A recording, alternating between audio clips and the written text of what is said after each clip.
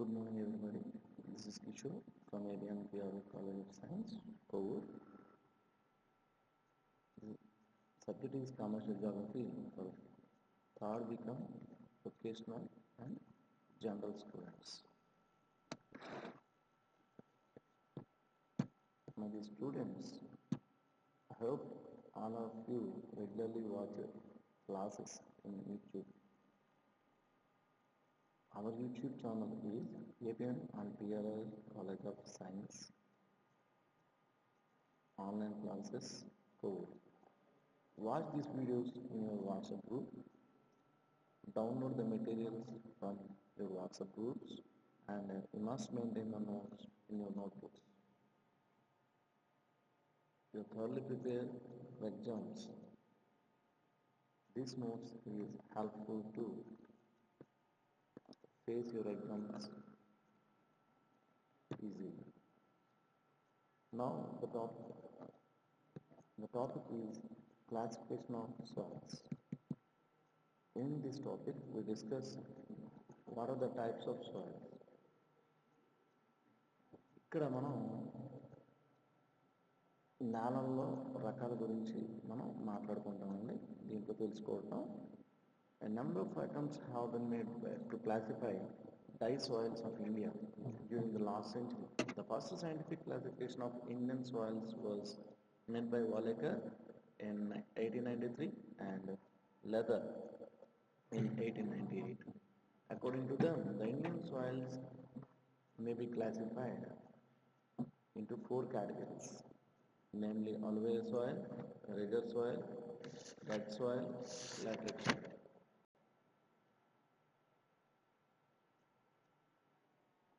గత శతాబ్ద కాలం నుండి ఈ నేలను విభజించడానికి ఖగోళ శాస్త్రవేత్తలు చాలా ప్రయత్నాలు చేస్తున్నారు. సో ఈ ప్రయత్నాల్లో భాగంగా భారతదేశం యొక్క నేలని సాంకేతికంగా 4 రకాలుగా 1893లో వాలేకర్ మరియు 1898లో లెదర్ అనేటువంటి ఖగోళ శాస్త్రవేత్తలు ప్రధానంగా 4 రకాలుగా విభజించడం జరిగింది. వాటి పేర్లు alluvial soil, regur soil, red soil, lateritic soil. అంటే ఒండ్రు మట్టి నేలలు, నల్లరేగడి నేలలు, ఎర్ర నేలలు, లాటరైట్ నేలలు. సో ఇలా మనం వీటిని చెప్పుకోవచ్చండి. అలువియల్ సాయిల్ అంటే ఒండ్రు మట్టి నేలలు. సో ఒండ్రు మట్టి నేలలు, the alluvial soil covers about 143.1 million hectares square kilometers, accounting for about 43.4% of the total reporting area. The alluvial soil occur mainly in the Satluj, Ganga, Brahmaputra plains. So ఈ alluvial soil అనేది 143.1 million square కిలోమీటర్స్లో విస్తరించి ఉన్నాయి. భారతదేశం యొక్క మొత్తం భూభాగంలో ఈ భూభాగం 43.4% సమానంగా ఉంది. ఈ నేలలు ముఖ్యంగా గంగా, బ్రహ్మపుత్ర, సింధు మైదానంలోను, అదేవిధంగా తీర ప్రాంతాల్లోనూ లేదా తీర మైదానంలోనూ మరియు నదీ పరివాహక ప్రాంతాల్లోనూ ఈ నేలలు విస్తరించి ఉన్నాయి.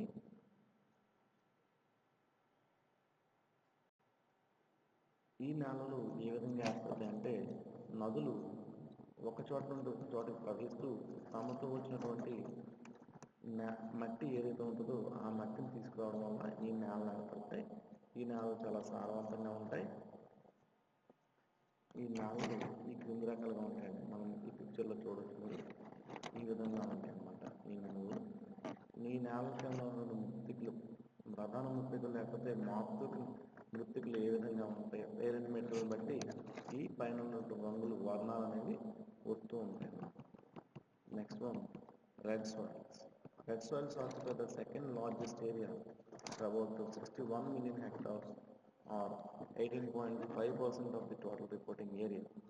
They found mainly over the peninsula from Tamil Nadu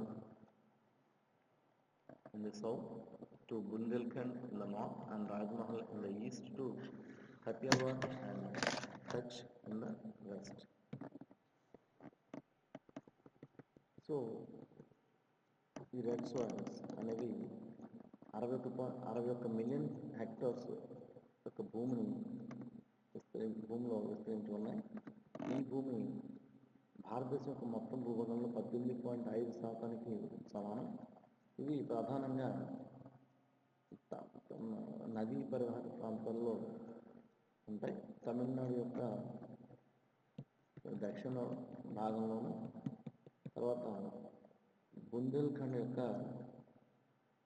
ఉత్తర భాగంలోను, రాజ్మహల్ యొక్క తూర్పు భాగాన, కతివార్ మరియు కచ్ జిల్లాల్లోనూ పశ్చిమ భాగాల్లోనూ ఈ రెడ్ సాయిల్స్ అనేవి ఏర్పడ్డాయి.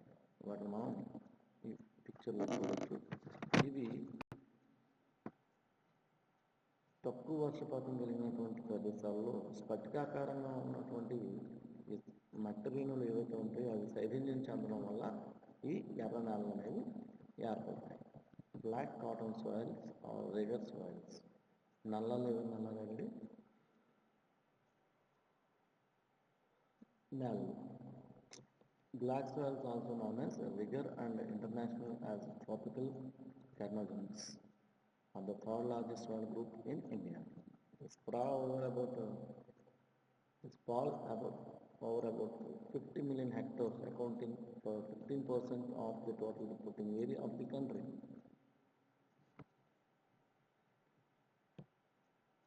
Getting their parent material from the weathered rocks of Cretaceous lava, which stretches over the greater parts of Gujarat, Maharashtra, Western Madhya Pradesh, Northwestern Andhra Pradesh, Karnataka, Tamil Nadu, Rajasthan, Chhattisgarh, and Jharkhand up to Rajmahal Hills, the mature soils.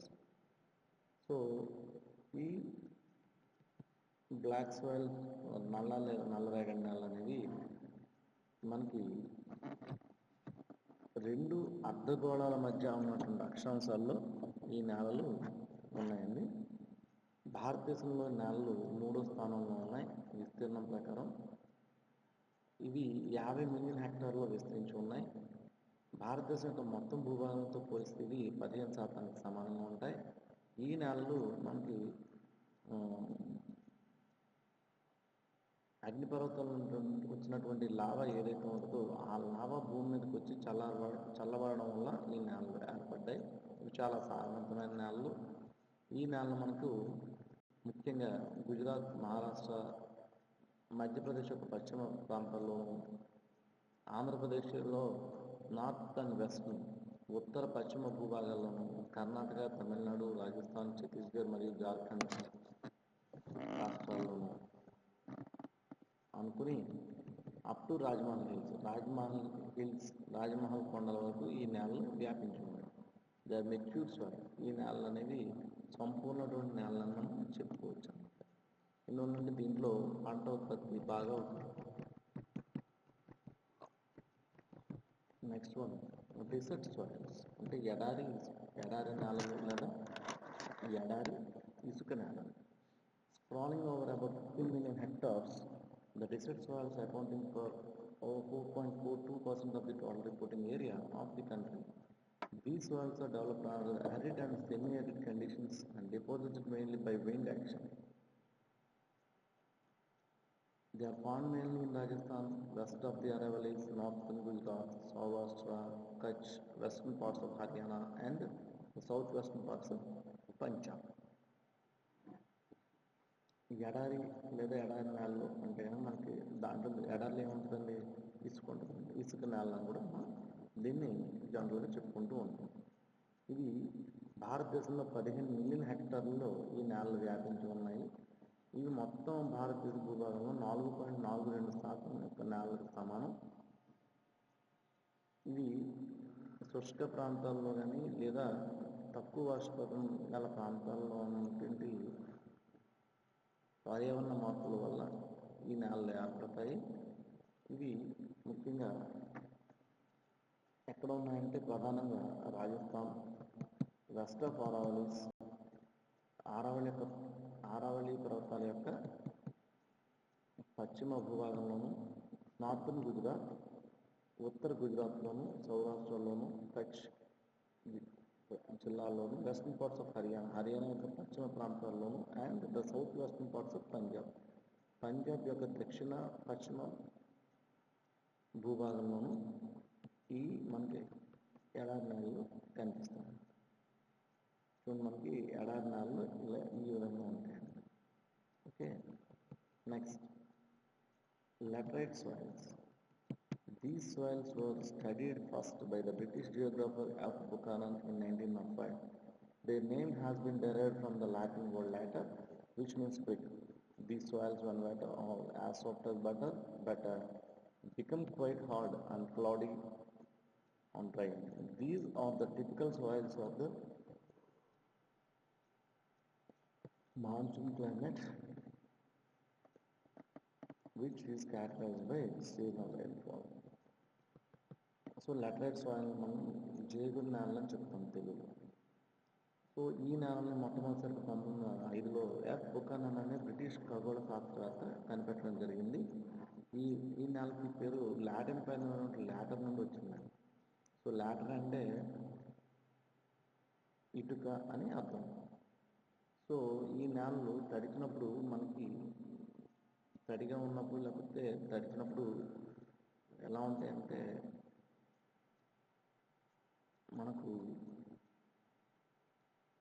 మేగడ కన్నా చాలా మెత్తగా ఉంటాయి. అదే పొడిగా ఉంటే పొడివారిపోతే అంటే పొడిగా ఉంటే అవి చాలా రాయి కన్నా చాలా గట్టిగా ఉంటాయి అన్నమాట. ఇది ఋతుపవనాల వల్ల వర్షాలు కురిసే ప్రాంతాల్లో, ఋతుపవనాల్లో ఉన్నటువంటి ప్రాంతాల్లో ఈ నేలలు అంత అనువుగా ఉండవు. సో ఈ నేలలు ఏ విధంగా ఉంటాయని మీరు ఈ పిక్చర్లో చూడొచ్చు.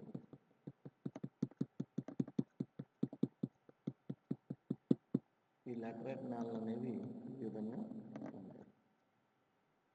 Okay, next one mountain soils, పర్వత నేలలు. Covering an area of about 18.2 million hectares or about 5.5% of the total reporting area of the country. These soils are found in the valleys and hill slopes of Himalayas between 200 and 300 miles. These soils are generally mature and are still probed systematically.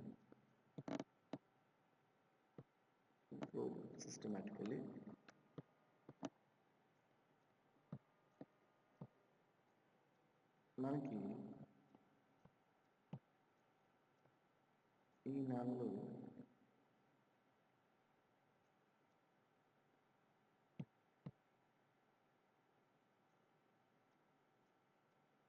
ఇక్కడ చూడొచ్చండి.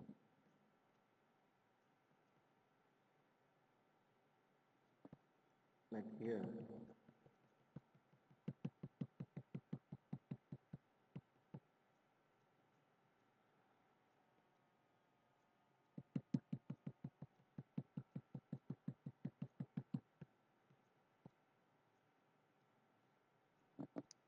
Mountain soils అంటే మనకి ఈ mountain soils, mountain అంటే అర్థం ఏంటంటే పర్వత నేలలు. సో దీని పేర్లో మనం తెలుసుకోవచ్చు పర్వత నేలని. ఈ పర్వత నేలను మనం పర్వతాలలో కొండల్లో మనకి ఏదైనా పంటలు పండుతాయని వ్యవసాయానికి విధంగా ఉంటాయా ఉంటాయి. ఓకే, సో ఈ విధంగా ఉన్నటువంటి నేలను మనం మౌంటైన్ సాయిల్స్ అంటాం. సో ఈ మౌంటైన్ సాయిల్స్ అనేవి మనకి 18.2 మిలియన్ హెక్టార్స్, భారతదేశంలో 18.2 మిలియన్ హెక్టార్లు విస్తరించున్నాయి. అదేవిధంగా ఇది భారతదేశం యొక్క మొత్తం భూభాగంతో పోలిస్తే 5.5% ఇవి సమానంగా ఉంటాయి అన్నమాట. ఇవి ఎక్కడ ఉంటాయంటే కనుక this walls are found in the valleys of hill slopes, valleys and hill slopes of Himalayas. Himalaya పర్వత ప్రాంతాల్లో ఉన్నటువంటి కొండల్లోనూ అట్ ద సేమ్ టైం అక్కడ వ్యాలీస్ కొండ ప్రాంతాల్లోనూ ఆ లోయల్లో ఇక్కడ మనకి ఈ నేలలు కనపడుతున్నాయి. ఈ సాధారణంగా ఇవి అసంపూర్ణమైన నేలని మనం చెప్పుకోవచ్చు. అంటే ఇదిగో ఈ రకంగా ఉంటాయి, రాళ్ళు రప్పలు ఇట్లా తప్ప మొక్క మొలవడానికి కానీ మొక్క బతకడానికి కానీ పెద్దగా అవకాశం ఉంది. Red and black soils. The red and black soils is found in insulated patches isolated patches in Bundelkhand and to the east of Aravallis in Rajasthan and Gujarat. They developed over the granite genesis, gneiss and quartzite of the Archean and Precambrian period. These soils are relatively less productive but perform well under irrigation conditions. They are devoted to maize, bajra, millets, pulses and oilseeds. Then మనం వీటిని మిశ్రమ నేలలు అని చెప్తాం. Red and black soils మిశ్రమ నేలలు అని చెప్తాం. ఎందుకంటే ఇక్కడ ఎరుపు మరియు నలుపు రంగు నేలలు రెండు కూడా కలిసి ఉంటాయి. సో ఇవి ఎక్కడ ఉంటాయి ఏంటంటే బుందేల్ఖండ్,